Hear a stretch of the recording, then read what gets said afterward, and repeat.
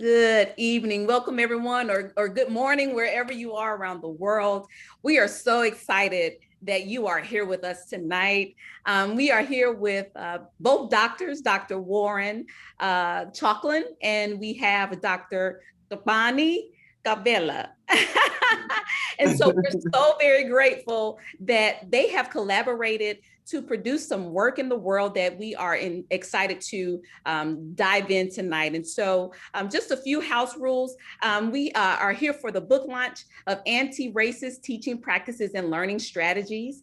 And we're hoping that if tonight is compelling to you, that you would take time and take part in purchasing the book.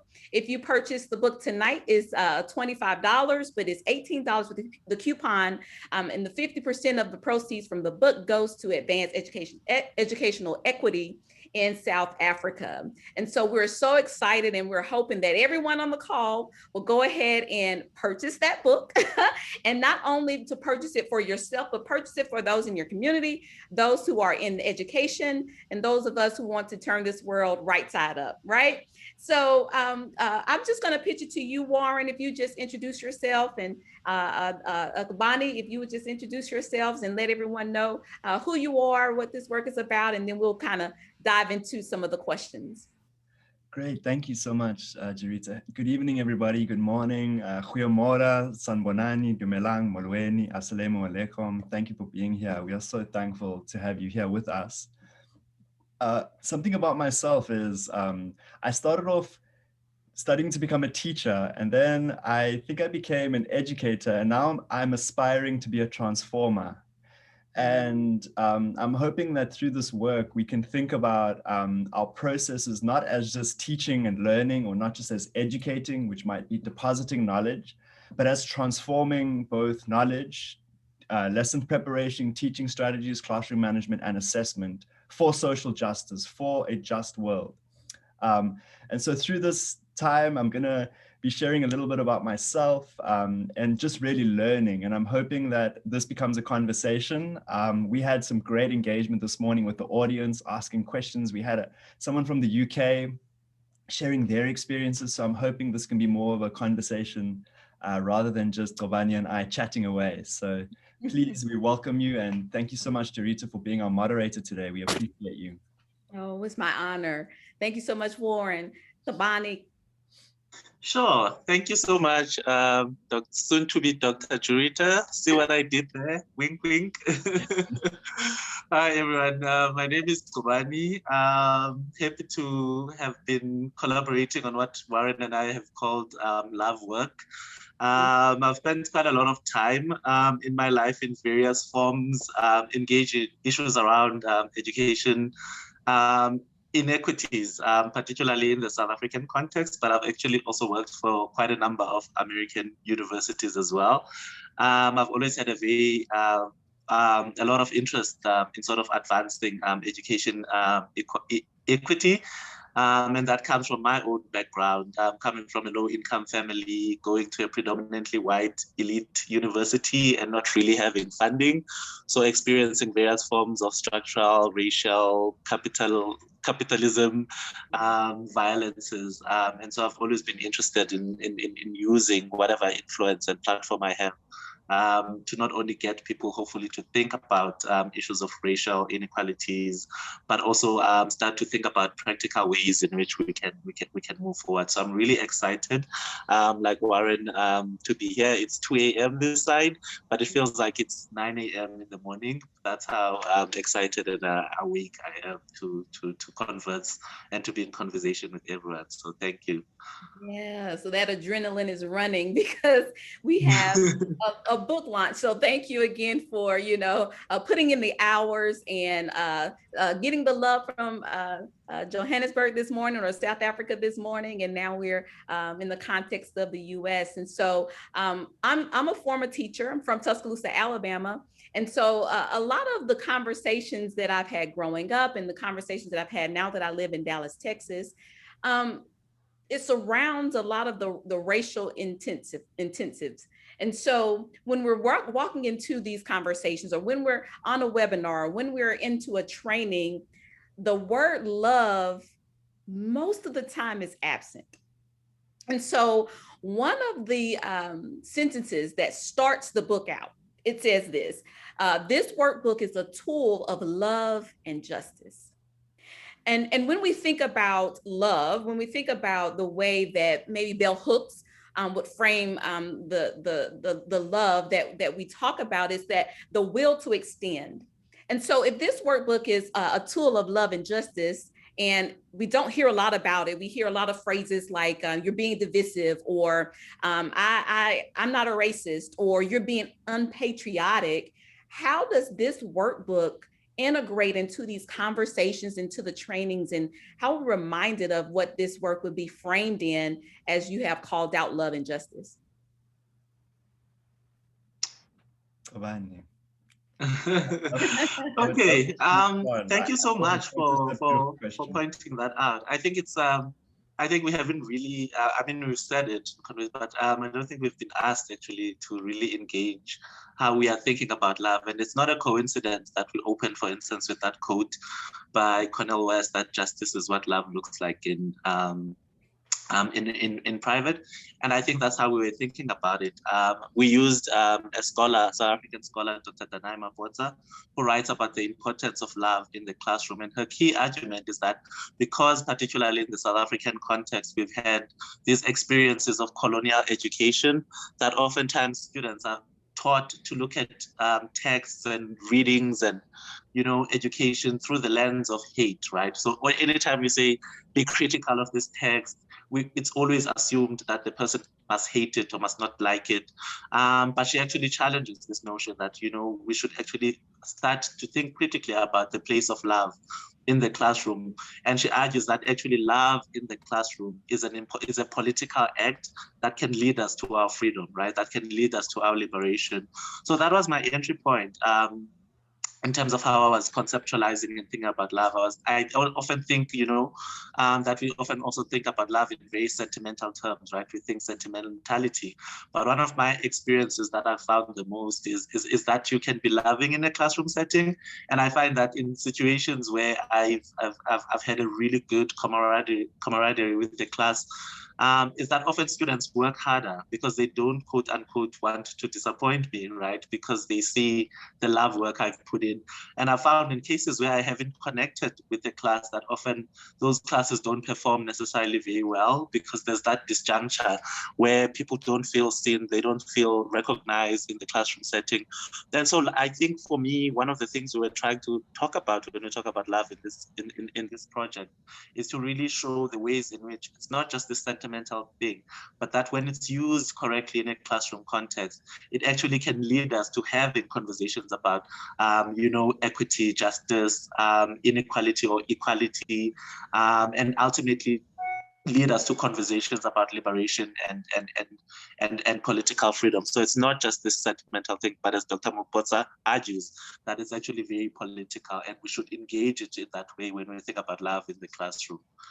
Absolutely. Thank you so much. Well, is there anything, Warren?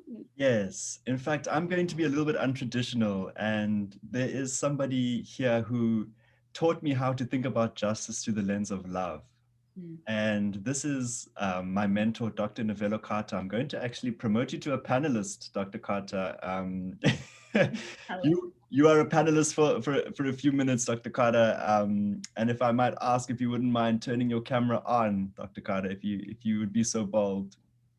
And I just want to recognize someone who leads with love, someone who embodies love, someone who has got us through the process of schooling in a doctoral program, but embodied and resisted that program through love and through transformation and through filling each of her students with this sense of liberation, but also the sense of relationships, and with this sense of self, who we are, and validating us and affirming us. And so this work today would not be possible without this wonderful mentor and her wonderful family who might be on the call. I saw some familiar names. So Dr. Carter, I just want to spend a second to honor you and to send love to you, because that when we wrote that sentence, you were in my mind, and Gobani had people in his mind that were living in that sentence. And so we want you to know that you taught us how to work for love and justice, and we thank you for that. We thank you so much. That's what it's all about, Warren. And I'm just so proud of you. And I just, words cannot express how I'm feeling right now, because when you pour into and pour into and pour into, and then you see the fruit of your labor, you see the fruit of what you've poured into, it is exhilarating, and it all pays off. All of that love pays off big time, because the way that you're impacting communities, the way that you're impacting everyone that you touch, says that it is a big reward for those who are engaging in anti-racist behavior, in love, in transformation. It is definitely worth it. Yes. Thank you so much, Dr. Carter. And I hope that you'll have some questions for us later. We promise to bring you back as an audience member. But thank you, Dr. Carter. As always, we honor you and we love you, and we thank you so much. Thank you so much. Yeah. Thank you, Dr. Carter. We Thank really you. appreciate your work and all of the work that you established at Texas A&M. We really do thank you for that. Thank you so much, Warren, for inviting Dr. Carter on as a panelist and for allowing us to hear the voice of, those who've gone before us. So it's a good thing as a teacher when you see your students flourishing and doing the work. I know, those of you who, both of you who are scholars and scholar teachers, and seeing your students come back and give honor for what you've done in their lives. And so that's the ethic, it feels like, that you work through. And so I'm excited to think through what that means when we talk about decolonizing. And so, Tabani, you talked about decolonizing requires rethinking.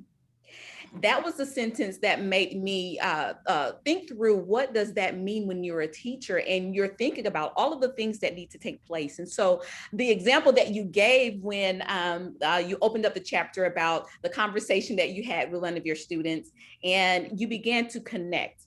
And so it talks about an embodied presence to me.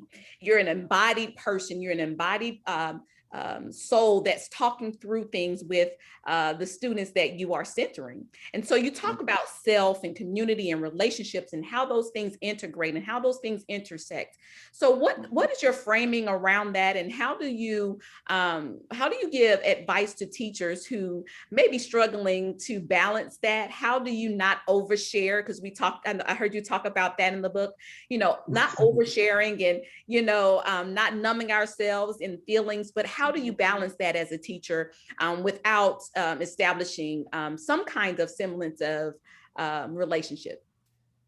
Absolutely, and thank you again, Joita, for that. I think so for people who might not have read or don't have the book yet, Joita is referring to a particular incident. So there was a course I was teaching on Southern African perspectives on gender, health, and sexuality. And as a part of that course, we were looking at issues of structural and economic violence, right?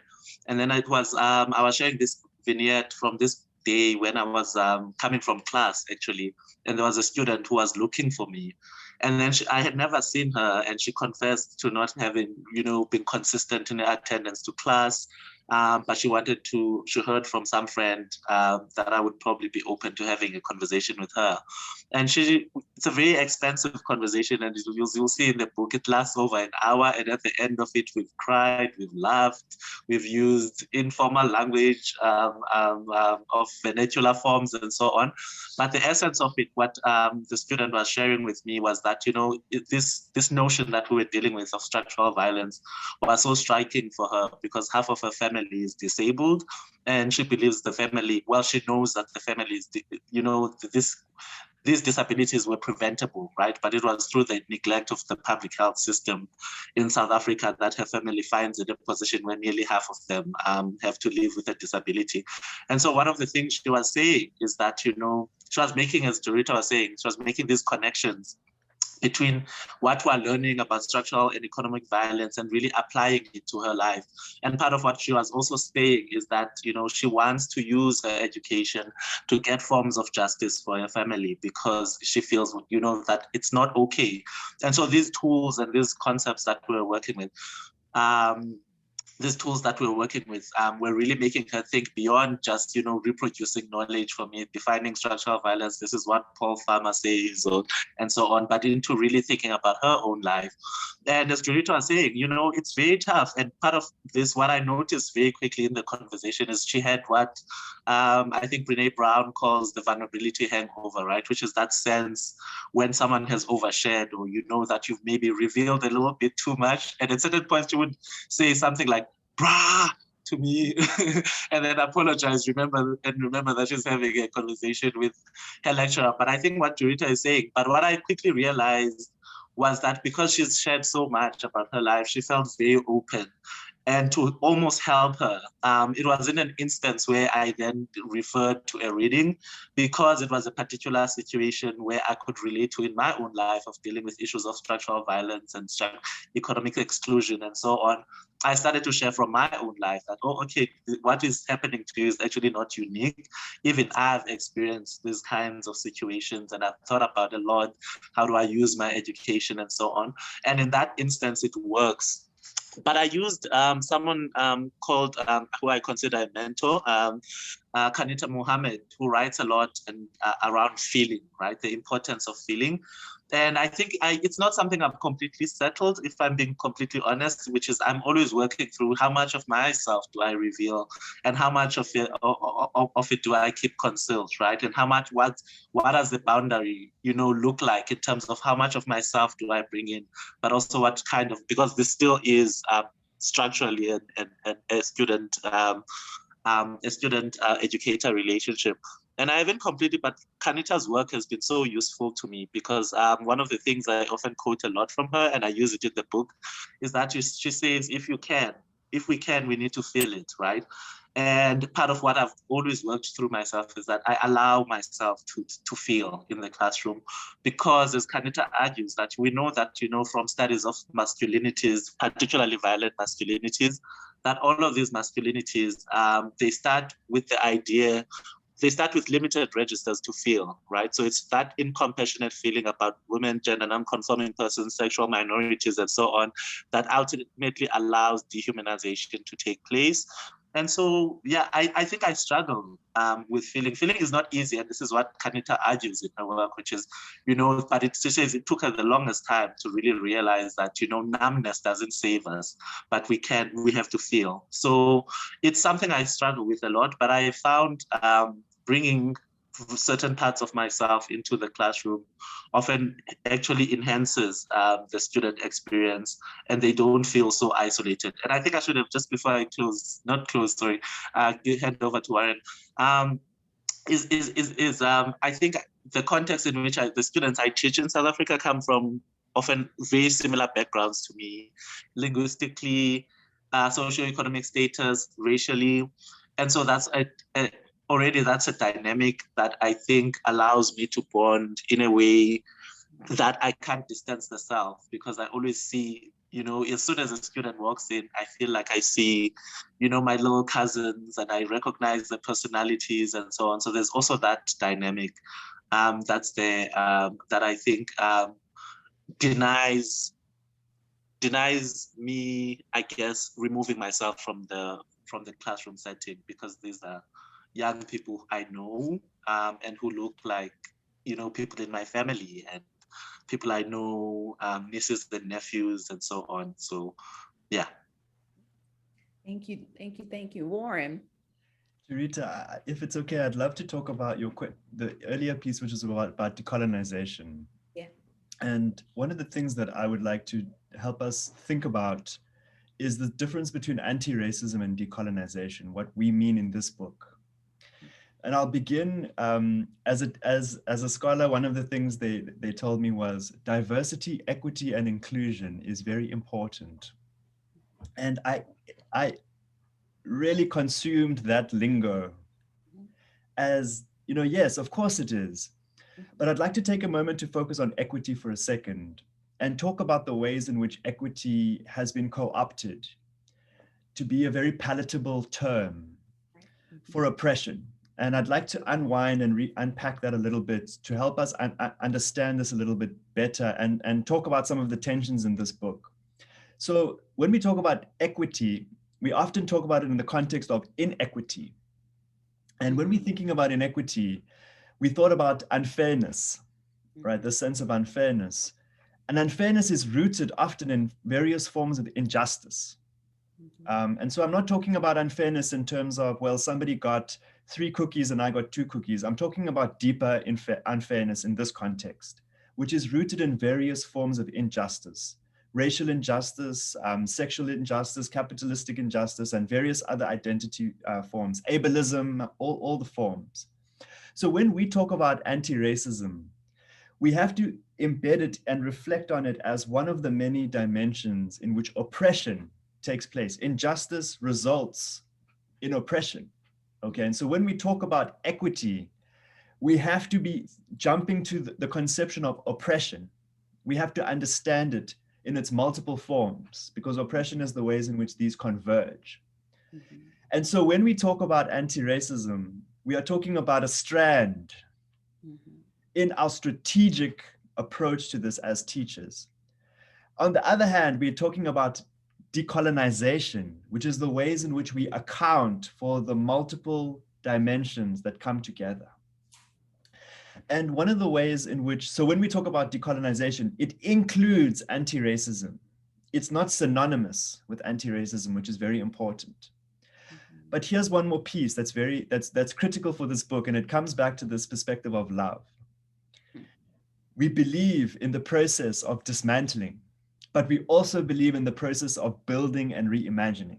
And so this book was not only about what we are against, which we tried to define, which we tried to conceptualize. And anti-racism helps us do that by saying we are anti-racist, okay? We are decolonial in our approach. But what we also want to talk about is the type of world that we want to see in our classrooms, the types of experiences, and whether classrooms reproduce class. You know, whether there's different ways we can think about the language we use to describe the learning process and the learning environment and the institutions and the structures that our children go into and that we are involved in somehow. So what we tried to do was be naive in many ways and be, you know, sort of imaginative and sort of live in this dream world as a way of inspiring our students and giving our teachers a sense of what can be, rather than just embedding them in the realities of what it's going to take and what it takes on a daily basis to get there. So I just wanted to sort of unearth those two pieces because those are really big tensions that really thread through this work. Absolutely. So thank you so very much. Because one of my questions is going to be, you did a wonderful job with helping us understand the difference. And I was going to ask, what is the difference between being a non-racist and an anti-racist? Because we quote Angela Davis often. We talk about, in a racist society, it's not enough just to be non-racist. And so how does that play into being a teacher, particularly when you're in the system, right? You're in a system where, there are standardized tests and there's standards from the state and there's standards nationally, and how they're already having all of these positions. And then we'll talk later about distance learning, but how does that play into the posture of anti-racism? I would love for both of you to just engage that for a little bit. What does that posture mean when we're talking about, Warren, when you're talking about, knowledge is not neutral, and how do we come to know, and how does that play into a teacher as she is leaning into this anti-racist posture? Sure. Okay. I'll take the first part on decolonization, and then, well, Warren, you can take the anti-racism part. Oh, the Absolutely. So this okay. Yeah, the heavy lifting. No, so Warren and I have had so many beautiful, tough conversations around, decolonization, anti-racism. How do we define it? What are the uses? What are the limitations, and so on? And I think both for Warren and I, we really often go towards Motseme's definition around decolonization, and I think she draws from a number of scholars, including Fanon. And there are two things she says about decolonization. The first one is really that decolonization is really a new way of seeing, right? A lot of the times in the South African context, but certainly in the US, with the conversations you're having, for instance, around the glorification of slave owners and so on, what do we do with these statues and remnants of colonialists or slave owners and slave owners and so on? And so, so a lot of the times when we talk about decolonization, it often refers to those kinds of taking down statues, changing names, and those are so important and have their place. But what she says is it's really like at the essence of it, it's number one, a new way of seeing. So it's a new way of conceptualizing things, but also decolonization is the struggle against alienation, right? So that people do not feel alone. And of course, I think both Warren and I wrestle with it in the book, which is, of course, we understand that we work within sometimes very conservative, very restrictive institutional bodies that, like you are saying, want standardized testing and so on. But it's really around, as an educator, are there other spheres of influence? For instance, if there's no texts that show Native American history, or in the South African context, present a humanized image of Black people that you can introduce the students to, right? So, but also not just introduce, but to contest, right, the prevailing curriculum. So it does require a lot of ways of really rethinking, new ways of conceptualizing, new ways of trying to think about how do we, within, of course, sometimes limitations, but how do we insert those little droplets of light? And I just want to give a quick example, which is I'm teaching a course now that's sort of, and again, I have to be careful because this is recorded how I say it, but is prescribed, right? Is one of those canonical courses where I have to teach, right? And it's a lot of old anthropological theories that talk about Black people as savages and natives and all of these very sort of colonial racist terms, right? And part of it is that is seen as the canon, right? You can't be quote unquote a successful anthropologist until you've engaged these scholars. But one of the things I've tried to do is then, because I can't avoid teaching these particular kinds of texts, is to contest them, right? So I introduce writings by the likes of Amadi Yume, who've critiqued these orthodox anthropological theories, and so on. So it's all about it's a lot about finding creative ways finding creative ways to drop little droplets of light so that students can have a diverse perspective and not to have that restrictive, narrow background to a particular course. Thank you. Great, Charita. I'll take the harder one. Okay. So what I want to do, and this is going to be a slightly longer answer, but please walk with me, everybody. I'm going to do my best to try and conceptualize this question and do justice to Charita's incredible question. So please walk with me. I want you to imagine a workplace. Many of us might have our children. We might be guardians of children. So we're going to imagine a school and we're going to imagine a workplace. And I want us to do some comparisons together so that we can begin to see what anti-racism might look like in the classroom. So as a teacher, I'm going to walk into the school for a moment. So now we're going to live in the school for a moment. And I'm a teacher. And one of the things I did as a teacher was I thought the first thing I'm going to do as an anti-racist teacher is I'm going to change the syllabus to reflect Indigenous authors. So I decided to choose, I got rid of all the white poets and we taught Nkosazana Xaba and the poem Hair. Okay, so I changed the knowledge. And then I sat the students down and I prepared my lesson. Okay, that's the second thing I did. I prepared my lesson and I managed my classroom where they were sitting down and all of them had a pen. And we went through this poem line by line, and I was positioned at the front of the classroom, and we circled words, and we said, what does this word mean? And I gave them the answer, and I interpreted the poem. We looked at the register. We read a Wikipedia of Nkosazana Xaba. And then when they wrote a test, any interpretations that were outside of what I had taught them, They were deducted knowledge. They were deducted. So that you didn't get an A unless you really regurgitated word for word what I told you to say. Okay. And I went to my colleagues and I said to them, wow, I am a woke teacher. I am an equitable teacher. I have a great syllabus. Look at me. I'm amazing. Mm. Now, in many respects, anti-racism is not only about what we choose on the front end, on our syllabus. It exists in the ways in which we conceptualize knowledge. Whose knowledge?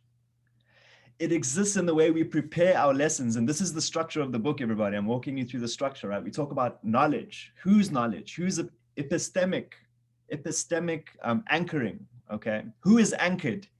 Whose knowledge? Who talks and who listens, okay? We prepare lessons in which the primary purpose of those lessons is to structure the submission of the learners and for them to internalize our perceptions of them, to destroy their voice, to destroy their sense of uniqueness. Okay, we prepare lessons. And then what we do is we manage the classroom so that we as teachers are the center of that learning experience, not them. What they think does not matter. Their relationships, their culture does not matter. And I'm using this in air quotes, okay? It does not matter in the ways in which I have thought about my knowledge, have planned my lesson, have structured the classroom, and my teaching strategies were built, the best practices were developed under colonialism, were developed under apartheid, were developed under Jim Crow, okay? Were influenced by books called Cultural Deprivation, which talked about the fact that education is designed to civilize people, using language like civilize, okay? Cultural deficits, okay? These are the canons that inform teaching and learning, okay? So we have knowledge, lesson preparation, classroom management, teaching strategies, and assessment, the tool of accountability. Now, assessment determines teacher pay. It determines the students' eventuality when they leave school, where they're gonna go, okay? And we're gonna walk to the workplace now, okay? But before we do that, it determines teacher pay. It determines school performance. It determines school resources, okay? So there is an incentive for me as a teacher not to teach, but to subjugate, to force regurgitation. And students, the more they regurgitate, the more successful they become. The more successful they become, the more resources the school gets. And so people enter the system with conflicting interests. And those interests mirror the capitalist economy. So, hey, the student graduates and now enters the workplace, where the primary responsibility of many workplaces is to produce profit. Now, what is profit?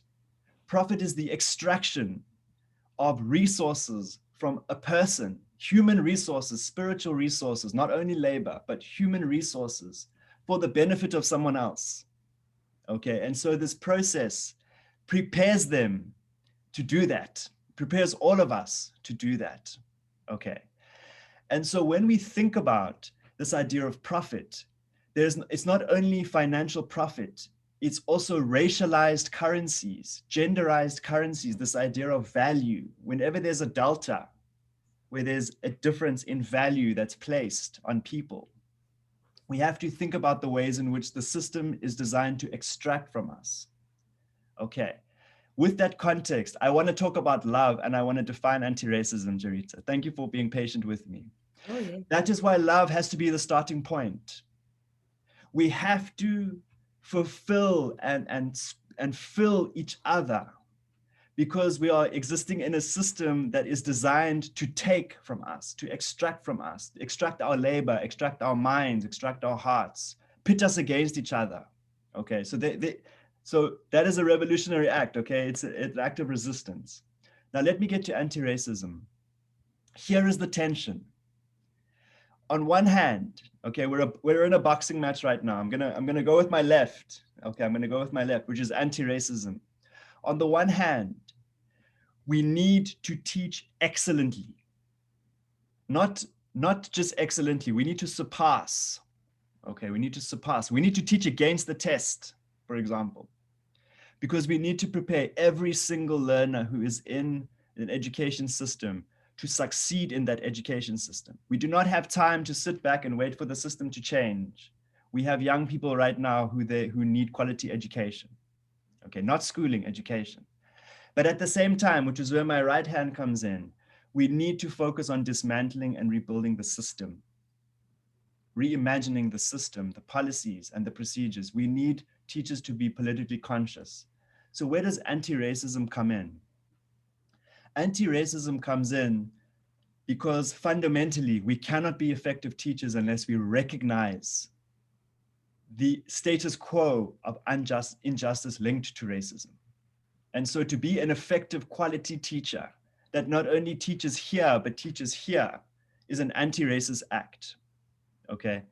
And so I want to broaden the ways in which we think about anti-racism, not only in terms of just as a thought process, but anytime we exist in quality pedagogy that equips students to not only think, but helps them to reflect on how to think. That is really such a critical piece. And I know there's so much more, but I just kind of wanted to walk us through. Thank you for giving me that space. And I hope I didn't put anybody to sleep on the call. Please wake up. We're still going. Wake up. I'm like going to bed. 2 a.m. I see Kabani over there. Great, Cassie. No, can I just add for 30 seconds something quickly, which is, if we talk about decolonization as a new way of seeing, a new way of conceptualizing, and also anti-racism as requiring more action. I think one of the things we talk about in the book is this, this field of trauma-informed care in education, right? It's been now popularized by Oprah and Dr. Bruce Perry in their new book, What Happened to You? And part of what we are challenged to do is to really then, decolonial and anti-racist practices and there's something I love that we say in the book, if I do say so myself, but it's that this idea that it allows us to move to contextualization, right? Rather than to personalize the individual behavior of a student. So instead of saying, if a student is not performing very well or their work is quote unquote inadequate, instead of saying what's wrong with this kid, like what's wrong with you? We say what happened to you. So what is happening? What is the context that is informing the particular behavior of this particular student? And I think that's one way in which we can move from then, just almost apathetic non-racialism and into more action where we really start to look at the context that informs the performance of our student. And we can start to look at the things that are happening in their lives that influence their particular behavior. So I just wanted to also add that because I think it's so important for really seeing students in a new light and not seeing them through just, as Warren was saying, through deficits, right? But to also look at what are the structures in place that are shaping ultimately their either good performance or sometimes struggling in some aspects of their work.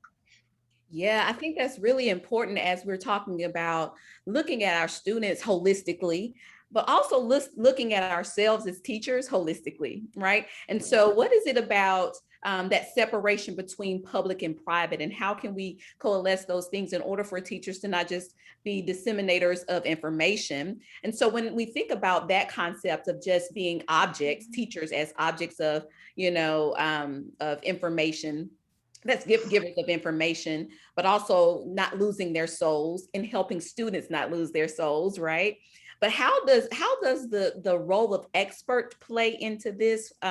Warren, I know you talked, or Dr. Warren, I know you talked about this a lot when it comes to expert, and I wanted to pull this out because of the type of culture that we're in, right? So we talk about, or you talk about ways of knowing is relegated to the expert for the way in which our systems, our educational systems are set up for the most part. So you said what we test and what we teach directly impacts students, and it impacts their resources and their access, which is what you talked about earlier. And so we don't realize, however, that experts have biases. They're not in this vacuum that just appears and says, these are the things that are, that we understand to be true, right, and good. And so this is my question. In what ways can teachers and students in the community, Tabani, when you talk about the community itself, how do we decenter the expert without dismantling the place of verified data and persons who give, a lifetime of study like you have, to a particular subject in a culture where real news is called fake news and fake news is designated as real news. So how do we balance that? How do we do that as teachers and community as we walk through this workbook? How will your work help us do that?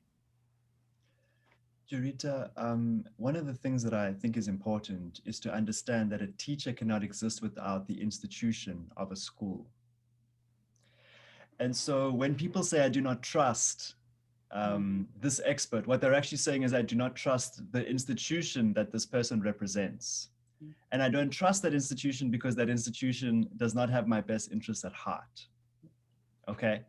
And so what we have to do is when we shifted from individuals to the system and the institutions, we have to then ask ourselves, what is the role of institutions? So let's look at some examples such as the coronavirus. Okay, I think this is a classic example of this.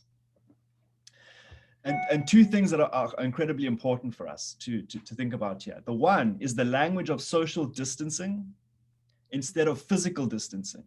Mm-hmm. Okay, let me unpack that for a moment.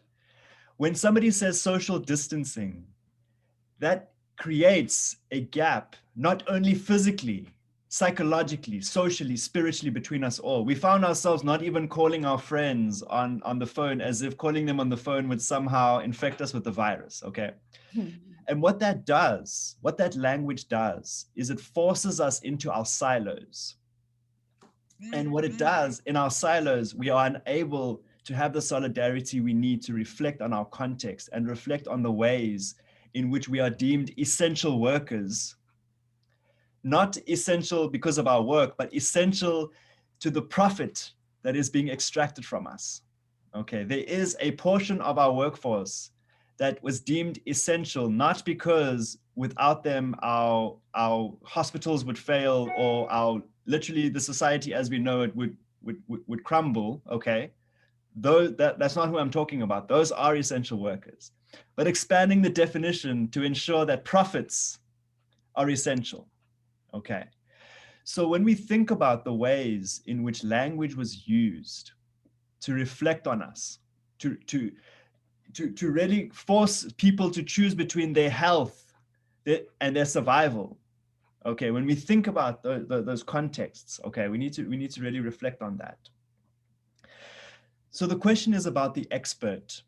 We have to reflect on the ways in which healthcare has been used to harm, especially in this context, Black communities in this country, Indigenous communities in this country. The institution of the government, the institution of healthcare has never been on the side of Black communities and Indigenous communities. So how can we then expect anyone to trust them? Okay. So then the question is, how do we fix that at an institutional level? How do we then begin to do that? How do we begin to reflect that? And I think that is where the institutional reformation needs to take place. Not the nebulation. I'm not talking about nebulation, which is making themselves palatable to Black people, for example. Changing language, having a diversity statement on the website. No, I'm talking about acknowledgement and recognition and actually doing the work. And that's why this thing is called a workbook. It's because we have to do the work, okay? And so it's not an easy answer.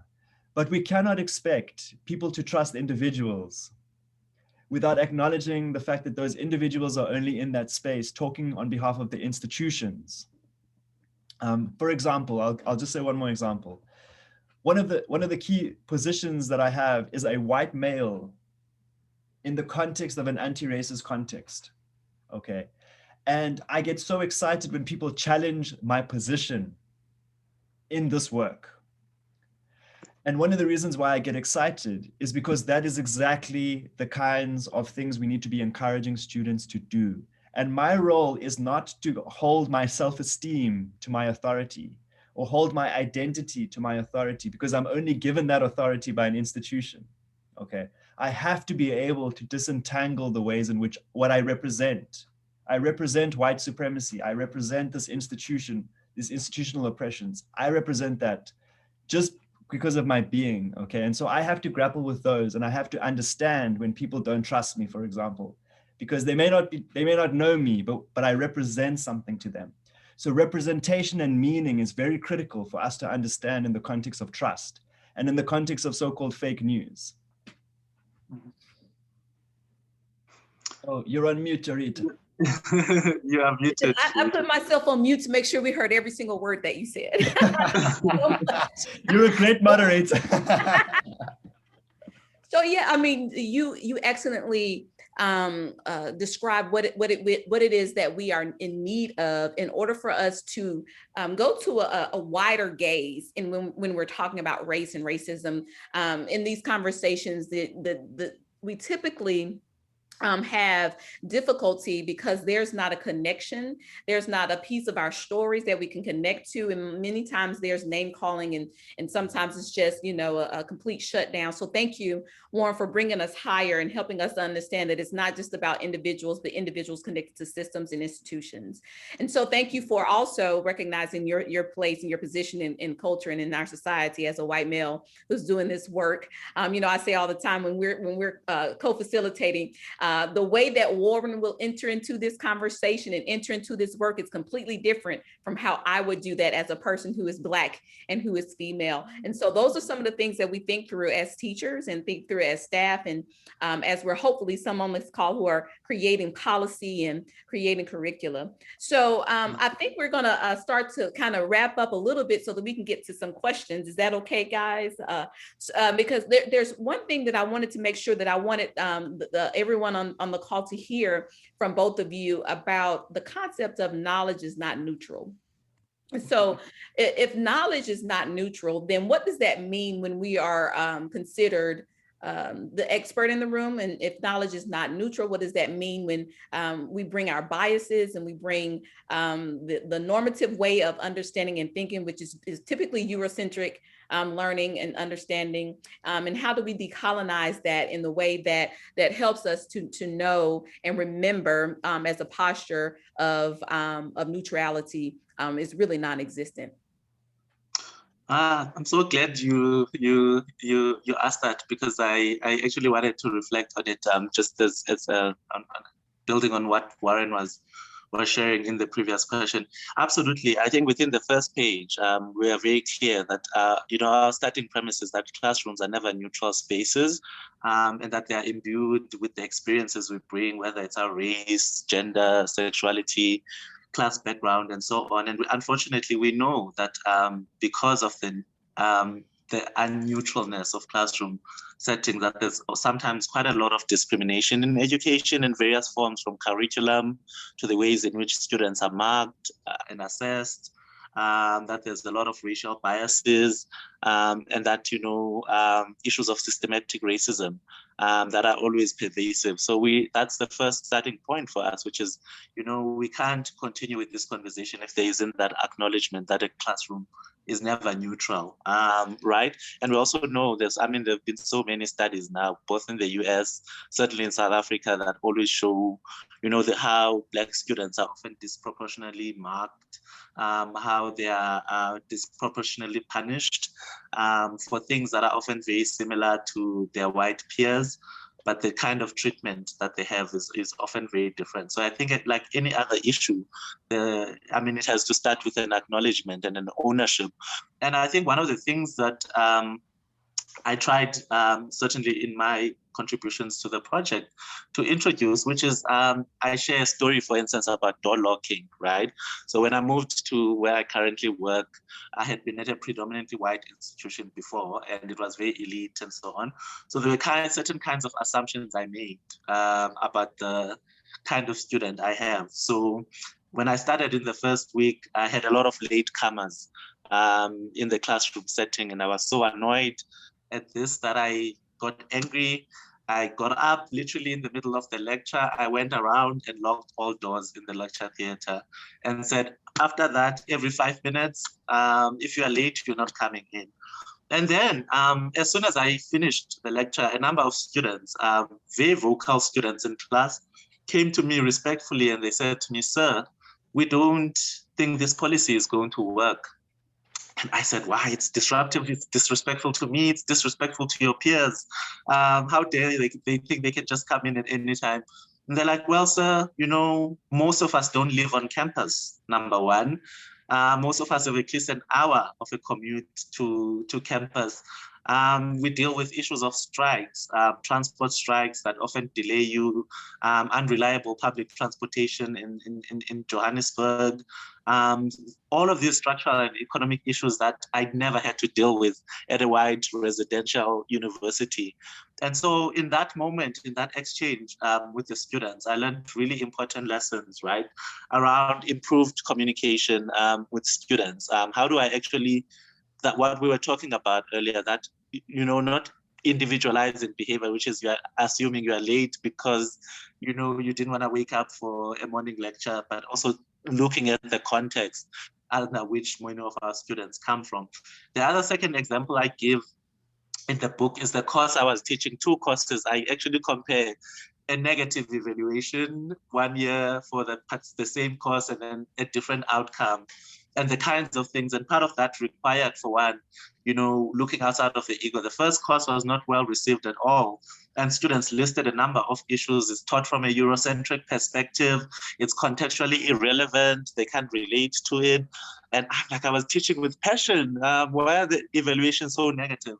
But I actually sat and looked at them. What are they actually saying? Not from a place of being defensive, but to really try to see what do they want to learn about? What captures their imagination? And I ran you through some of the changes that I made, which included more local texts in their curriculum, diverse exercises, so writing blogs, not the traditional, I used, of course, the traditional essay blogs.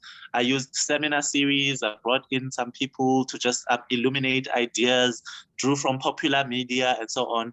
So I think it requires a lot of, number one, letting go of our own, you know, trainings sometimes, but also then being in that process where we create spaces where we can, you know, 1 year I also created a course with the students. Of course, I had to create about 70%, but I left 2 weeks where I'm just like, what do you want to learn about? How do we integrate your interests into the curriculum?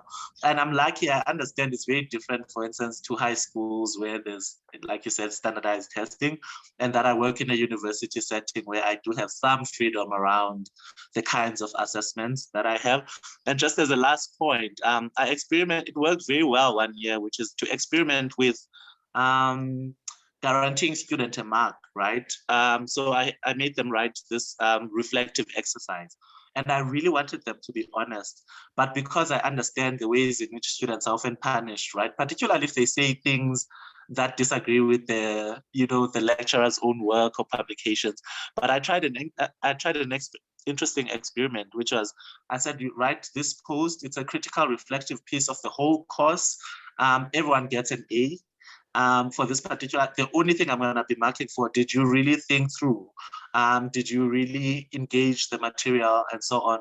And I actually found that all of the students for that exercise would have gotten A's anyways, because they took it seriously. And they didn't want, you know, people said they're just going to then write whatever. I've never had a case of a student who just, you know, tried to get the free marks. I found that actually for that exercise, when they didn't have to worry about the marks and they didn't have to, they really could be honest and they could be more reflective. And also there's the absence then of fear of victimization, where then they feel if they critique something I said or something I taught, then they will be punished and to write.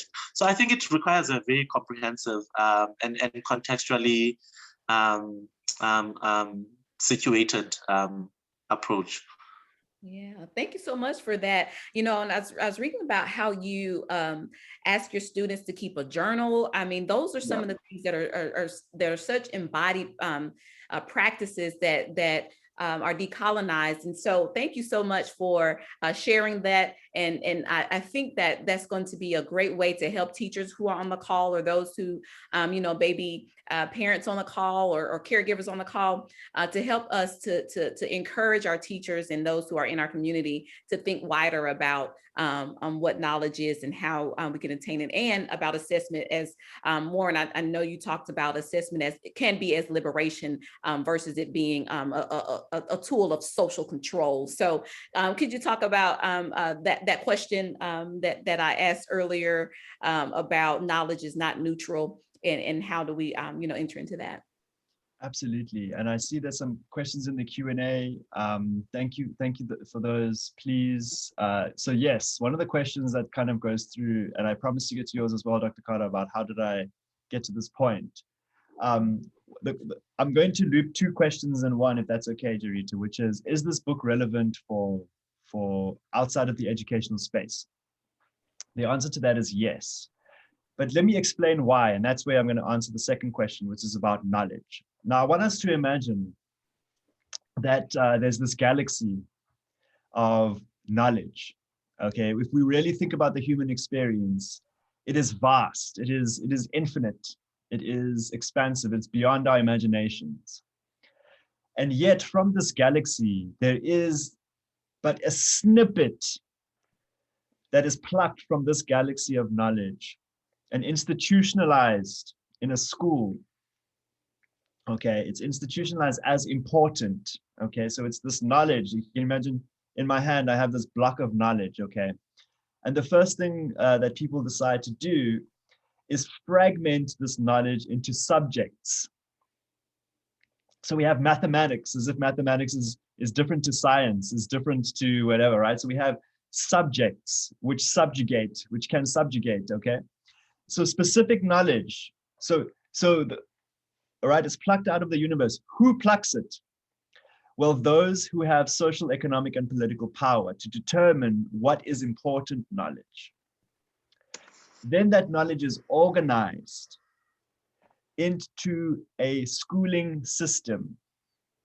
And it's not by mistake that we have classrooms that reproduce class structures, okay, that teach subjects. Okay, these are all, we get surprised. Like, what do you mean? It's like, well, actually, this language that we use every day is actually embedded in the system. Okay. But here's the thing, that knowledge is preparing us for our place in society. So I'm going to give a second example, which came earlier today. One of our colleagues shared her experiences as a transgender woman who went into the hospital system to educate and train health providers on how to support transgender patients. And these nurses and doctors went through the training, and at the end they said, I cannot do this. I cannot do this because it is against my beliefs. Okay. Now, in that moment, this could be a police station, this could be on the street, this could be in various contexts. There are opportunities. Now, I'm not making value judgments here. What I'm saying is that there's opportunities for humanization in those moments. There's opportunities for us to engage in a learning process. If we understand that we spend 12 years of our life in school and the rest of the time we learn in other spaces. So school education is actually, our pedagogy is the world. It's in every space. And so what this book does is it helps us think about how we consume media, how we consume our daily practice if we're in a university, in an administrative role, not even in a teaching role. How might we create learning moments where we can begin to think about the ways in which we participate in each other's dehumanization and work towards humanization within our locus of control? So if you're a police officer, or you're in social media marketing, or you're in, wherever you might be, formal and informal institutional spaces, how can you think about the transformation at 4 levels? I'm going to talk about those in a moment. The first one is the internal level. How can we begin to unpack, understand the ways in which I, as a white person, for example, have a false sense of superiority and a false sense of inferiority in certain contexts, so that my internal wiring affects my interpersonal interactions, which is the second quadrant. And this is in the book too, right? So internal, interpersonal. How do we engage with one another? Thirdly, how do those interactions occur within an institution? Whether it is a retail store or whether it is online with another person, we're in the institution. Now, those institutions are not, those things exist because there's people in them, and those people are embedded with various forms of bias. And so those experiences and institutions overlap to form structures. So what this book tries to do is help us make connections between the outcomes, what we see as the outcome, but what we have to be able to do is peel those back to the root cause. I'm going to give one more example, if that's okay, Jarita. And then I'd love to get to more questions. Thank you. Forgive me. I just want to really unpack this. I want us to imagine a newspaper headline that says, Black people died 4 times the rate as white people due to the coronavirus. Let's let that headline sit in for a second. Black people died 4 times the rate as white people due to coronavirus. Okay. Now, let's pause for a second and ask ourselves, is there something wrong with Black people? No, there's absolutely nothing wrong with Black people. So why are they dying at 4 times the rate as white people? So we ask the first why. Why? Why is that happening? Well, let's take the case of an individual. Well, that person might live in a food desert and might have pre-existing health conditions. Okay. So why do they have pre-existing health conditions? Well, they live close to a factory. Why do they live close to a factory? Because Jim Crow laws determine where they could live. Well, Jim Crow laws have ended. Why can't they move? Well, because bank loans are only given to certain groups due to the redlining. Okay, certain properties are valued differently to others because of redlining. Well, why is there redlining? Well, because banks can't use race explicitly, so they use it implicitly. So there's a link between the banking system. There's a link between the property values. There's a link between industry and where it's located. There's a link between nutritious access. There's a link between pre-existing health conditions, and there's a link to COVID. And so what we have to be able to do is contextualize those institutions and reframe that headline to say, as a result of systemic racism, Black people died 4 times the rate as white people. So put the context and the quote unquote blame, if you will, I don't have a better word, on the context rather than the people.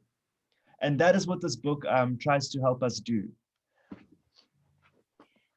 Warren, thank you so much for helping us to contextualize and to really have a tool to dissect and to divest from the institutions and the systems that have, upheld the status quo of supremacy. And so we're going to get to some of your questions. Thank you so much for engaging and listening in and helping our doctors on the call to be challenged as we go into your questions. And so I'm going to pull out this question from Elsa. Elsa asks, what are your thoughts on the removal of founders associated with higher education institutions, historical figures that were deemed racist? There's a part of me that feels history isn't pretty, but you can't erase it. Then there's also another side that says we can't retain a figure that oppressed certain groups. This would deny the right of readdressing past racial problems. Which one of you would like to take Elsa's question?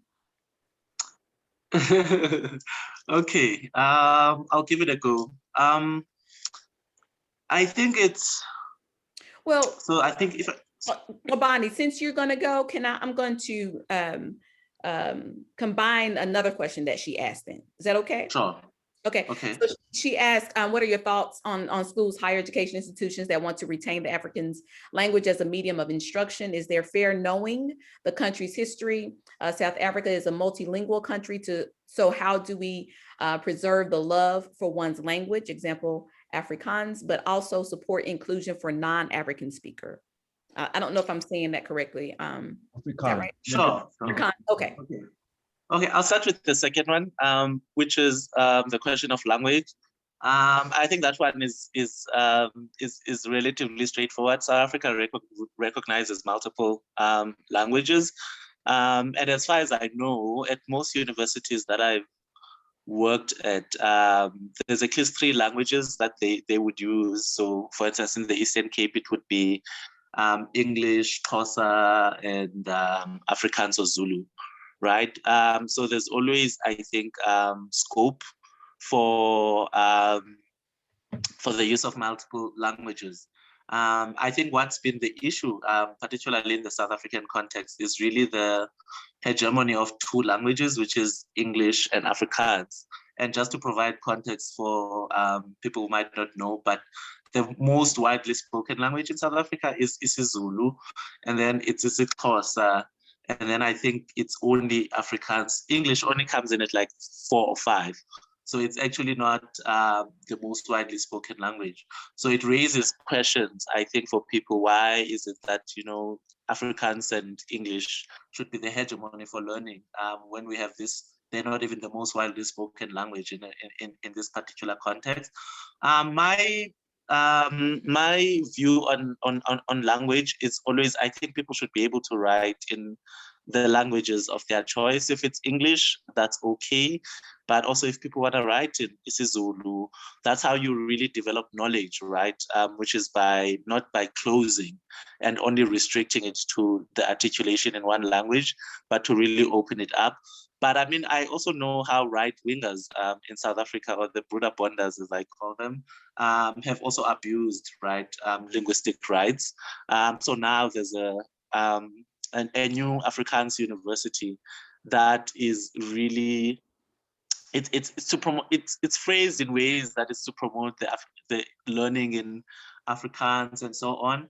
But we also know the ways in which that's then used as a language of exclusion, right? To exclude Black students and to really recreate in private white-only universities. And that, of course, is a very problematic one when you look at the kind of country, certainly that our constitution imagines for us. It's not one that's closed up, where you have these little pockets for rich people to really just be only able to speak to themselves, but it's a country that that celebrates our diversity. And so I don't think for me, that's a tension. I actually often allow students to write in whatever language that they want to, particularly if they tell me in time, then I can find, if I can't speak it, then I can find a tutor and so on.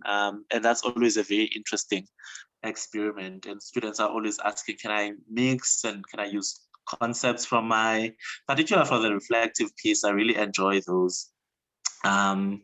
That you learn so much more even as an educator, because now, like, I don't speak Tswana, but I learn about concepts. This is how the student is making sense of this. So I don't think it, I mean, this issue has only really been in South Africa, very unique, particularly to Afrikaans universities.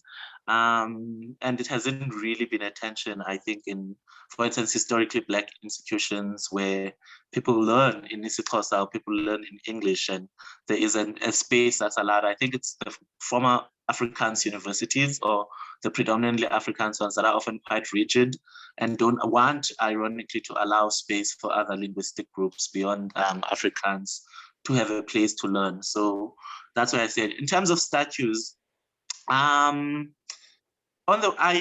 think, first of all, I understand. I think I get the argument around, how do we preserve history? So in anthropology, we often call it, what is it?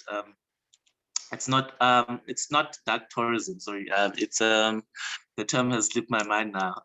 It's showing that it's 3 a.m. in the morning, but we've had a lot of conversations around heritage that is quote unquote dark, and what do we do with that heritage, right? Do we preserve it? Do we keep it? There are even things called dark tourism, so where people visit, for instance, historically, like I guess Auschwitz with the Holocaust, and then people visit slave memorials and so on. On the one hand, they are going to learn about history, but it's also quite dark, right? Because people died in those spaces and they were dehumanized, and that's the last thing that they saw. So I think the conversation around is a bit more complex than that, because the problem is that these statues are not placed to tell history, right? When you look at, for instance, the Cecil Joan Rhodes statue that was removed at the University of Cape Town, there was nothing around that statue that told the history of what that man did to not just to South Africa, but to the African continent in terms of his racist plunder. So it wasn't a historical artifact, actually, but it was the opposite, where he was placed in a very celebratory form. And I think that's what the young people, particularly the young activists, are saying, which is they're not saying erase the history or remove everything. But I do think that there is an issue with the ways in which these colonialists are glorified, in the ways in which these statues are. I mean, look at, it was really at the center of the University of Cape Town, almost like overlooking the whole city. And it's a very sort of like, very celebratory. And I mean, there are other countries that have had to have these conversations that I think we can look at. Germany, for instance, has managed to preserve its history without having statues of, Nazis on the streets. And so I do think that conversation is a bit more complex than just, that we're erasing history. But I think it involves conversations really around the ways in which horrible historical figures are glamorized. Why don't you put them in a museum, right? Put them in a museum, narrate the story of what they did. Why do they have to be at the center of, can you just imagine, what it means for a Black person every day going into this university, and you are every day encountering someone who murdered your ancestors? I think that's, yeah. But anyways, I'll stop there. I think for me, just to summarize, I think the issue is not erasing history. I think the issue is the celebration, actually, of violent historical figures that have dehumanized so many, particularly Black and people of color, but also white women and sometimes queer men, disabled white men, and so on. So I think the spectrum of dehumanization, I think what the young people are saying is that we should not be celebrating these figures in the ways in which, certainly in South Africa, but also in the US, when we think about conversations about the Confederate flag, for instance, all of those are never told in ways that, reveal the full history, but if anything, sort of glamorize slavery and mass death. So let me stop there. Absolutely. Thank you so very much for pulling out those important points. Elsa, I hope that was helpful for you. Did you want to add anything, Warren, or? No, it's okay. I see there's some questions in the Q&A, and I also see Vusumo Simtumkulu also has raised their hand. So I see Dr. Carter had a question. Maybe I can jump in there. I was gonna ask Dr. Carter's question to you. How did you become an anti-racist activist, Dr. Chalklen? Oh my goodness. I would say that one of the things about me, if I can just be vulnerable for a moment, is that I grew up in a mixed race family. I have a Black sister, and Melissa is someone who, being a white sibling to a Black sister in a racist society, creates proximity. And so throughout our lives, I would just share an example. When we were young, we were evicted from our home. My dad lost his job and we were evicted from our home. And our relatives offered my brother and I refuge, but refused my sister. And the reason why that's significant is, one, for the first time in my life, I was 11 years old. For the first time in my life, I recognized racism. It kind of clicked in my head. But secondly, I saw it in the people that I loved. I saw it in people that I loved. And I realized that they did not see us as brothers and sisters. They saw my brother and I as brothers, and they saw my sister as somebody else. And that forced me to make a decision about, who am I? Do I see my sister as somebody on the margins, or do I see myself as a brother to her? Who, although we're not blood, does that matter? and grappling with that, and the deep love I have for my sister is something that does not abdicate me. I'm in no way saying the story to position anyone to think I'm a perfect being who, that's not what I'm trying to share is my experience of being a brother who benefits from the privileges of white privilege and existing in a society that we would go into restaurants and people would smile at me and then ask my sister, why are you here? Get out the restaurant. Meanwhile, we've literally walked in next to each other. Okay. And so always trying to, as the older brother and having my younger sister, okay, who's also has a disability, always being in those spaces of grappling and negotiating our relationship, particularly with white people, developed a lot of anger within me. It developed a lot of adversarial relationships with people. It is something that has lived in our family. It still does. We never spoke about race in my family, ever. We were a colorblind family. And so I embodied this sense of colorblind racism. I embodied this sense of white saviorism. I embodied this sense of differentiating myself from those white people. Oh, those white people are like X, Y, and Z, not me. And it actually took coming to the United States and working underneath the incredible mentorship of Dr. Williams, Dr. Kamala Williams, Dr. Novella Carter, and various others who asked me to reflect on the fact that well-intentioned, good-hearted white people can also participate in racism. Can you believe it? Okay, and I did not understand that. I did not understand who I was and how I exist in this world. And I'm a work in progress. And that process is what I'm still trying to work on and still trying to be part of in various ways. And I'm failing more than I'm succeeding, but I am committed to that process. And that is one thing I can say. Thank you for that lovely question. Yeah, thank you so much, Dr. Carter, for that question. Thank you, both Warren and Tabani, for answering those questions. I think my last question to you both, as we think through the love and justice piece, and the quote that we say, everyone has work to do. How has this workbook, as you have collaborated on it across continents, how has it changed you? That's a good one. How has it changed me? I think so I mean, someone was asking how long this took. It's actually been both Warren and I have been saying that it's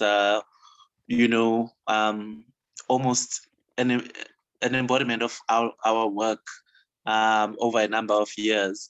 So it was work for me that I had started to reflect on a lot, particularly in the past 3 years or so. And I think number one, it was a gift in that it gave me an opportunity to really reflect. And you'll see in the book, I was very intentional around, sharing what's worked, but also importantly, sharing moments, how I navigated moments where, courses didn't work, they were badly evaluated, and so on. So I didn't want it to, be this perfect, teacher kind of book, but to show literally what you are saying, two people at work, which is what I certainly got in my interactions as well with Warren.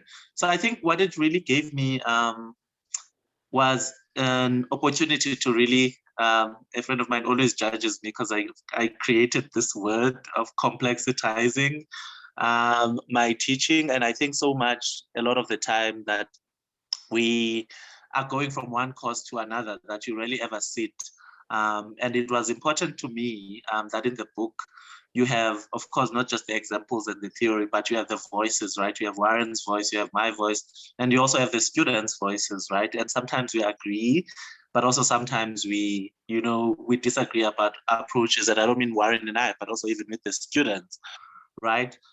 So for me, the biggest gift from this book was reflection, and which is something I think is not so groundbreaking, but I think we often take it for granted, that opportunity to really have time to think about your own teaching processes, but to also, challenge myself. So for instance, read the reflection around, the class dynamic, even though I share the same racial group as the majority of my students, but I'm like, there are so many issues.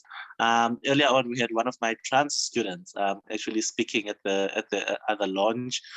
So all of these things that even within people who share the same racial group, right? But to also expand on it, think about issues of, how do I relate to my students living with disabilities, right? Both visible and invisible issues of mental health, and so on. I think it was such a gift to, I think the best thing I got from it was the gift of really being able to reflect and to actually sometimes pat myself on the back, but also to see things that I think I want to improve and to build upon. So yeah, thank you. Yeah, thank you so much. Before you answer, Warren, there's one more question from Kevin Jones, and he asked that he believes that there's a wall up at the university where he teaches, and this is an important question or an important fact that I think everyone would love to hear. Most of his students, he doesn't believe had any Black teachers, K through 12. I did a survey one time just in a workshop that I'd done, and there were many white people who had never had a Black teacher. K through 12. And so could you speak to his class is what he asked. He would love to hear you speak to them at the university to disrupt the traditional East Texas narrative on his campus. And so you can, if you can put that into your answer as to how this work has changed you and, what might you bring to Dr. Jones's class? Fusumzi has had his hand up for quite a while. Who's that? Fusumzi. See, I can't see anybody's hands, so I'm not quite sure. How about this? I am so sorry. Jarita, how about this? Just to honor Vuzumusi, and could we ask Vuzumusi, I'm going to make you a panelist for a second. If you wouldn't mind asking your questions. Kevin, I promise we'll get to your question. I just want to honor Vuzumusi, considering his hand was up for a while, and we're just trying to support each other. You are a panelist now, Vuzumusi, so I know it's late there. You're in the future, actually, from where I am anchored right now. You're in the future. Right. So please ask your question, Vuzumusi. Okay. Good evening, everyone. I don't know if you remember me. Of course I remember you. Yes. Yes. I'll be at St. Benedict's next week, actually, Vusi. Okay, fantastic. Yes. Wow, this is an honor. We crossed paths when I was a teacher, and wow. Okay, go for it. I'm sorry, I'm astounded to see you. This is worlds colliding, Vusi. So honored. For sure. So the context of my question is based off St. Benedict's,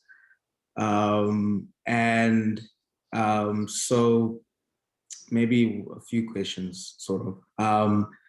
You guys touched on two things, or maybe three things that sort of triggered my experiences from St. Benedict's and sort of puts me in a position where I really want to understand how you deal with these questions. So I think the first thing is discipline.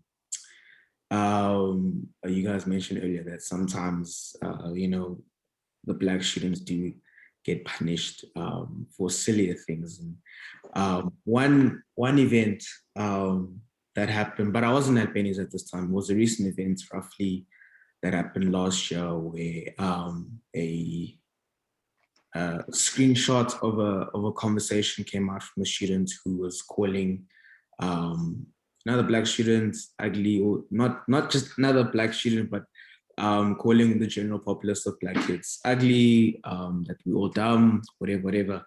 So concerned about this, me and my friends contacted Benny's and we asked them like, okay, what's going on? What's this? What's happening? And we managed to schedule a meeting with them where they can explain what happened. And to put a long story short, they mentioned that their policy in dealing with certain events like this, the way they frame their policy meant that he couldn't get expelled immediately, and rather he would have to be suspended or face a level 2 detention, whatever. And we sort of were conflicted as to how such an event would need to be dictated purely by policy and not by, I don't want to say general reasoning, but like just reading or understanding the scenario. Why would you seemingly, at least from our side, want to somewhat protect him? And it's been somewhat of a theme that I feel like I experienced throughout my schooling, where if there was an altercation or a disagreement between a white student and a black student, the black students seem to catch more heat, if I'd say so, compared to the white students. And I wanted to understand then how, what's the means of addressing or tackling such an issue, especially in predominantly white and private schools like that?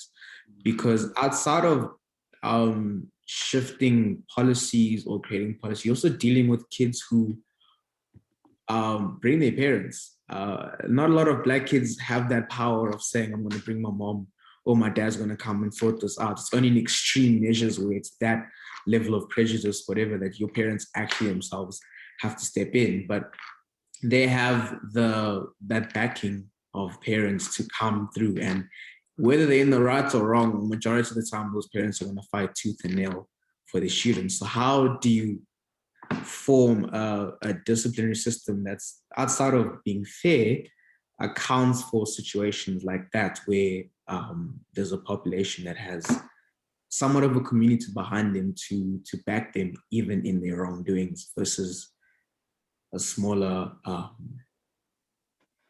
demographic? And then another one is matter of representation, but besides representation, understanding. And I bring the example of Benny's because obviously, it's predominantly white school, whatever, but in the classrooms, interactions in the classrooms, there are certain behaviors that are common and understood from the white students by the teachers. It's something that's not far-fetched, something that's not abnormal. It's either within their families or something they experience in their social interactions. Versus me, there's certain behaviors that just looking at them, I'm like, I'm not raised like that. Not that I'm saying you're wrong, but I'm not raised to speak to my teachers like that. I'm not raised to even speak out or behave a certain way, because that's just from where I'm from or from where other people are from. It's not like, not to say it's not okay, but it's not really generally accepted. And vice versa. And then the problem comes in when the teacher doesn't seem to understand that. And now they have this disconnect, not just between you and the students, but between you and the teacher. For example, an interaction between me and a white student where I'm bothered by something they're doing, but the teacher doesn't see it as problematic. Now I'm seen to be extra, or I'm seen to be, I don't know, whatever, like I'm the problem because I'm not accustomed to this, nor am I willing to be accepting of it. How do we address, because I can't teach someone, I can't teach them understanding when they're not, it's hard for me to teach them my background. As a student especially, I can't, as a 13, 14-year-old, go and tell a 32-year-old what I'm accustomed to and how to deal with me. So in those contexts, how do you then address such complexities? Yeah, that's about all. Well, see, I'm so proud. I'm so proud to see you here. Thank you for engaging with us and bringing this, because I was part of that. I was part of that process in the boarding house, which is where another cultural reference that we can talk about at another time. I hope we can still connect. Let me say this, Vusi, that the disproportionate power is embedded, the private school institutions in South Africa are embedded in protecting white supremacy. They're embedded in protecting, apartheid was privatized. And I'm so thankful to those that I know we are at time. So if you need to go, please, we just want to thank you all for being here. I just want to make sure I get to your question. We have to understand that private schools in South Africa, the private industry is where apartheid was privatized, because politically the country changed, but economically the country did not change. Okay, and so what you're talking about is the reproduction of apartheid. Okay, you have to have that language to understand that. Okay, that's the first thing. The second thing is to understand that white supremacy reigns when we have the murder of George Floyd. The first thing everyone will say is, well, I was following policy. Okay, whenever racism occurs, people fall back on the policy. And so the question is never, but what about the policy? The question is, was the person following the policy, or were they deviating from the policy? Okay. So now that you are a former student of this institution, it's important to understand your role in advocating to change the institution itself at a policy level, to understand the language, the institutions, the policies, and the symbols. And this book will help you do that. But here's if you're looking for just sort of one step ahead, what I would recommend is writing down 5 words that we used at Benny's. Just 5 words, and try and unpack the racialized meanings of those words. So for example, when they said boys, when they call people boys, okay, those that come back from the mountain are not boys, but yet they are referred to as boys. So who was the school designed for in the beginning? And who is it still serving now? Okay. And so there's this culture of making people feel grateful to be in a space. You're grateful, you should be grateful to be here. We are accommodating you. We are making space for you, but we want to make sure you keep quiet and do what you're supposed to do. And that process is a form of violence. It's a form of violence. It's a form of anti-Black racism. Okay. And so there's a lot there. There's a lot in what you said. But if you have those five words is a starting point to understand your experiences. You're already asking those questions, okay? You're already asking those questions. The key thing now is to have those 5 words, to understand how those policies work, and then to begin to be very targeted. Getting the school rules, the hostel rules is another good example. The dress code. Looking at the hair policy of Benny's is probably a great place to start. And if you begin to build momentum, you can get some small wins, and that's really where the momentum can begin to develop. There's a whole lot more in your question. Another thing is about the parents. One of the things that's important is to understand that Black students may need former students, maybe not even their parents, to be advocates for them. They may not have somebody to call, but there's a disproportionate power dynamic there. And so you may be able to, as a former student, be a resource there for them. They can have a hotline to Busi and his peers, okay, so that you can advocate in situations like this. But the bottom line is, it's to maintain the status quo. It's to maintain the apartheid ways of being and doing in the school system. That's just the truth of it. So yes, I'm going to pause there because I know we're at time, Jarita. Busi, thank you. I promise to share my information. We will connect. I'm so thankful that you're here. And it sounds patronizing, but please know I'm proud of you and I'm so grateful that you are here with us, okay? Thank you. Thank you for honoring us. Thank you. Thank you, Warren. Those were super helpful answers. So thank you for taking the time to answer, and thank you so much for that question. So if you want to wrap up, Warren, to let us know how the book changed you, and then we can wrap up our evening and let everyone know any house rules before we leave. Absolutely. So the way the book changed me, everybody, is Tovani and I did not know each other beforehand. So I have made a friend. I have made a friend. Another thing I will say to you is that one of the fundamental things that I took away from this book is, and this is very hard, is to let go. Is to let go of the things that I thought were part of my identity, that are linked to myself as a white person, that are linked to my sense of self. You know, I'm Dr. Warren, I've read the books, I've written the things, I've done the things. To let go of that. And the process, I'll give you one example and then I'm going to close out. when I thought about this workbook, there was no narrative in my head. And then Kobani and I sat down, and Kobani came back with a few chapters of narrative. My first thought was to resist Kobani. Kobani, what are you doing? This is a workbook. Why do we care about your students? Why do we care about this? Why do we care about that? And in our process, I began to understand what I was holding on to. And I was holding on to my authority, my power. I was holding on to whiteness. My white maleness is what I was holding on to. And so this workbook helped me understand that a bit better. And that for me has been a great lesson that I hope to keep moving forward with. So yeah, I will stop there. Well, thank you, Dr. Warren. Thank you, Dr. Kambala. I hope that the sales of the book as we enter into the close of the night. Remember that the book is on sale. You can catch that book at a discount today for it's regularly $25, but tonight it'll be $18. Is that correct? Absolutely. With your coupon and the code is launch. And remember, 50% of the proceeds goes back into community in South Africa for educational equity. These men are not only a theorists and men who are writing books, but they are also boots on the ground. And so we say thank you so very much and have a good evening, everyone. Thank you. Absolutely. Take care, everybody. Bye. Bye.